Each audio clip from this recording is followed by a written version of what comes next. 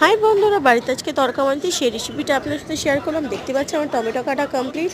এখানে পেঁয়াজ, কাঁচা লঙ্কা, টমেটো, আদা রসুন সব কেটে নিয়েছি। অ্যান্ড অন্যদিকে তরকাটাও সেদ্ধ হয়ে গেছে।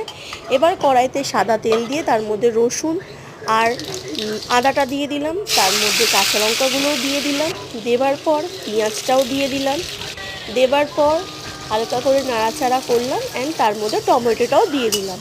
টমেটো দেওয়ার পর একটু যখন টমেটোটা নরম হয়ে গেল, তার মধ্যে হলুদ, জিরে গুঁড়ো, ধনে গুঁড়ো আর সামান্য পরিমাণ নুন আর কাশ্মীরি লঙ্কা দিয়ে দিলাম।